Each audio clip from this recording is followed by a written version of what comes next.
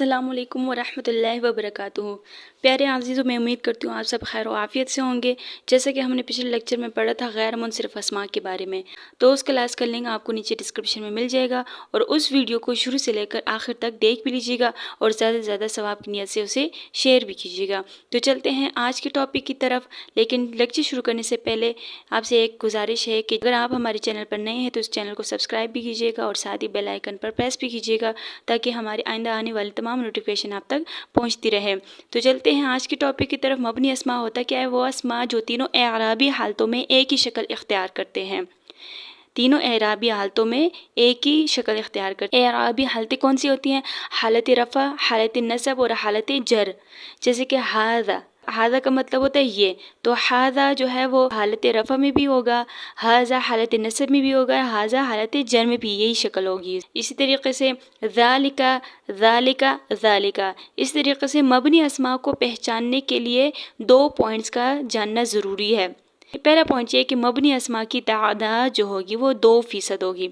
जैसे कि मैंने आपको कल लेक्चर में बताया था कि कुल अस्मा की तादाद जो होगी वो 100% होगी। उसमें से मुनसिफ अस्मा की तादाद 85% होगी, गैर मुनसिफ अस्मा की तादाद 13% होगी। उसमें से जो 2% बच जाएंगे वो मबनी अस्मा की तादाद होगी। तो मबनी अस्मा की तादाद बहुत कम है। दूसरा पॉइंट आता है कि तीनों हालतों में इनकी शक्ल एक जैसे होगी। जैसे कि मैंने अभी हाज़ा, हाज़ा और हाज़ा आपको समझाया कि हालत रफ़ा और हालत नसब और हालत जर में तीनों हालतों में एक जैसी शक्ल होगी। तो मबनी अस्मा की पहचान जो है वो मुख्तलिफ ग्रुप्स हैं जिससे हम मबनी अस्मा के बारे में जान सकते हैं कि मबनी अस्मा कौन से होते हैं। तो इसमें से पहला ग्रुप जो आता है वो इस्माई मौसूला है। इस्माई मौसूला को कंजक्शनल नाउन भी कहते हैं।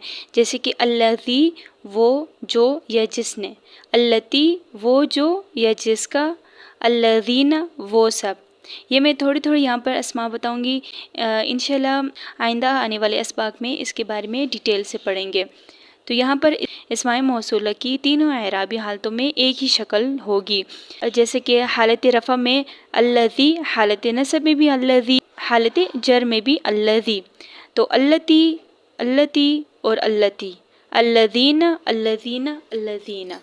मबनी अस्मा को पहचानने के लिए जो दूसरा ग्रुप आता है वो इस्माई इशारा है। इस्माई इशारा को डिमॉन्स्ट्रेटिव नाउन भी कहते हैं। ये इशारे के लिए इस्तेमाल किया जाता है।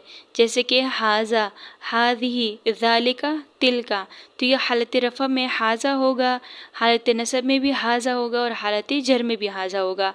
हाज़िही, हाज़िही, हाज़िही। ज़ालिका, ज़ालिका, ज़ालिका। तिलका, तिलका, तिलका। अब ये जो मबनी अस्मा है वो हालत रफ़ा, हालत नसब और हालत जर में तीनों अशकाल में एक जैसी की हालत होती है। ये इंशाल्लाह थोड़ा थोड़ा हम पढ़ रहे हैं, आइंदा आने वाले असबाक में इसको डिटेल से पढ़ेंगे। तीसरा ग्रुप जो आता है मबनी अस्मा को पहचानने के लिए वो ज़मायर का है, जिसे प्रोनाउंस कहा जाता है। जैसे कि इंग्लिश में कहते हैं आई, वी, दे, यू, और अरबी में कहते हैं हुआ, हिया, आंता, अना और नहनो। जैसे कि हालत रफ़ा में अगर हुआ लें तो हालत रफ़ा में भी हुआ होगा, हालत नसब में भी हुआ होगा और हालत जर में भी हुआ होगा।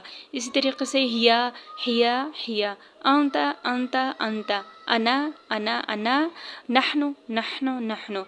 इसी तरीके से चौथा जो ग्रुप आता है वो इस्माई इस्तिफ़हाम का आता है, यानी वो अस्मा जो सवालिया होते हैं। इंटरोगेटिव नाउन्स भी कहा जाता है।